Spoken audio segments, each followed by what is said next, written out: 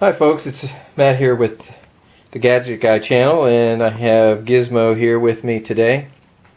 We're revisiting a device today that, up to this point anyway, has been the source of our most popular video on the channel. This is my RCA Viking Pro 10. I've had it for not quite 2 years. It's been over a year and a half, but it's been a good tablet. It's very inexpensive. I paid, I think okay, Gizmo's settling in here. I guess he's tuckered out. We did a video earlier and I think it took it all out of him. When I bought the device, the retail price at the time, I found it, I guess, on sale. It was $69, which was a really good deal for a usable tablet, especially one with a full keyboard dock. And I have a case on it, if you're wondering why it looks a little funny. And I have a trackpad cover that I've put on it. But I paid, it was $69, and then after some cashback deals that I had, I ended up paying less than $45 for the tablet. So fantastic price. But in using it, it's been very usable. It's held up pretty well. It's not been a speed demon for me, but it has been very reliable.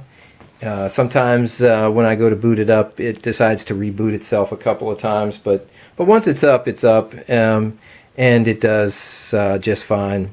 So what I had discovered, though, something that hampered its productivity for me initially, and I read about it online, a lot of people had the same complaint, and that was if I was if I was using the keyboard dock and I was writing, let's say, an email, or my wife and I have a couple of vacation properties listed on Airbnb, and if I was corresponding with somebody, especially on the Airbnb web interface, there's a messaging interface, and I'd be typing a message, and my part of my hand would hit the trackpad down here, and it would back out of everything, or it would go to another page. I guess it depended on where the mouse arrow was when my hand touched the trackpad, and it's hard to type and not rest your hand on where the trackpad is. So it's a little bit touchy, and therefore it was a source of frustration. And when I started looking for a solution online, I did find where people were complaining about the problem, and the only solution, and I found several people listing the same solution, and that was, hey, I got it for, I guess they bought it when I did, and they said, I got it for a really good deal, and because it was so cheap, I don't feel too bad about opening up the keyboard dock. There's just several screws underneath that hold it together, and they said you just open up the keyboard dock and clip the wires to the trackpad and just basically render it inert, so it just doesn't, the trackpad doesn't function anymore. And they said it's a touch screen anyway, so who really cares? But I'll tell you, there's been plenty of times where the trackpad has come in handy, because on a touch screen, and I don't have big fingers, but even though that's true, when I'm trying to touch something in a very specific spot, it depends on the app. Sometimes I don't hit it where I'm trying to, but with the trackpad, I'm able to get it precise, with the mouse arrow. And so I didn't want to forfeit the trackpad just so I'd have a better typing experience.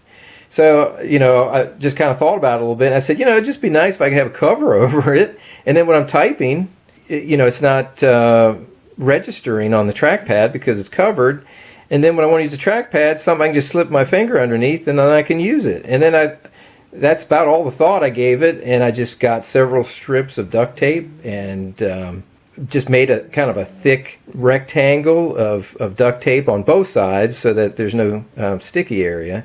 And then I just cut it with a razor knife and a ruler. I just cut it down to size so it exactly matches the size of the trackpad.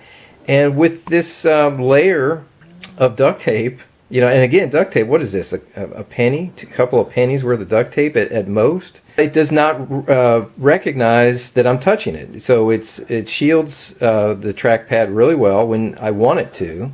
But when I want to use it, it's real easy to just lift it up. And I just used a little piece of duct tape to tape it just in front of the space bar, right down in the groove there. And it works wonderful. And so for 2 cents or less, I solved my problem without ruining the trackpad. And so I figured it was a really low cost, very simple solution that pretty much anybody could do. And so I just kind of thought it was a no-brainer, and I figured we would share that with anybody else who might have the tablet and who has struggled with that very same issue, but maybe did not want to permanently sacrifice the trackpad. So I guess this is old news to Gizmo because he's asleep. He's pretty bored by, I guess, hearing about something he's already seen.